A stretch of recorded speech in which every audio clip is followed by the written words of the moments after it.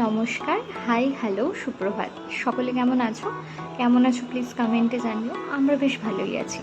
তো কালকে একটুখানি টুক করে ঘুরে এলাম। ঘরের কিছু ছোটোখাটো জিনিস কেনার ছিল, আর একটু বোরিংও লাগছিল কালকে সন্ধেবেলাটা। তো ভাবলাম আজকেই কেনাকাটাটা করে আসি। এই যে আমার বরের জন্য এই নেক পিলোটা কিনেছি। ও যখন ফ্লাইটে ট্রাভেল করে তখন ওর ঘাড়ে খুব সমস্যা হয়, যার জন্য কিনলাম। আর ব্যাস, খুব বেশি জিনিস কিনিনি, ঝটপটি কেনাকাটা হয়ে গেছে। এবার চলে এসেছি ফুচকা খেতে। আমাদের অ্যাকচুয়ালি মেন উদ্দেশ্য ছিল হচ্ছে পাপড়ি চাট খাওয়া, বাট কাকু যখন সবাইকে ফুচকা সার্ভ করছিল তখন ওটা দেখে না জাস্ট জিভে জল চলে আসছিলো, সিরিয়াসলি। আর ইনি ফুচকাটা ভীষণ সুন্দর বানায়, খুব ভালো বানায়। তো কাউকে বললাম আপনি দুটো পাপড়ি চাট বানান, বাট তার আগে আমাদেরকে একটু ফুচকা দিন।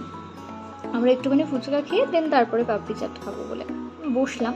তো কাকু খুব সুন্দর করে বানাচ্ছিল। উনি অনেকটা চাটনি দেন, একদম ভরে ভরে দই দেয়। এই যে একদম ভরে ভরে দই দেয়, দারুণ লাগছিলো খেতে, খুব সুন্দর হয়েছিল খেতে। আর পাপড়িগুলো স্পেশালি আমার খুব বেশি ভালো লেগেছে, যেটার প্রশংসা করাতে কাকু আবার আমাকে একটা পাপড়ি ফ্রিও দিয়েছে।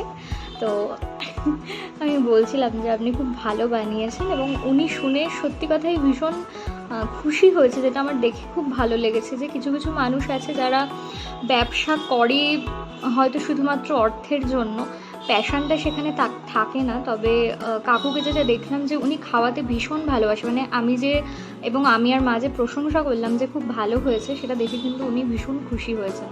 এটা খুব একটা আমার ভালো লাগার জায়গা, কারণ ব্যবসাটার সাথে যখন প্যাশনটা মিশে যায়, ভালো লাগাটা মিশে যায়, তখন সেটা শুধুমাত্র ব্যবসা থাকে না, সেটা প্রফেশন হয়ে যায়।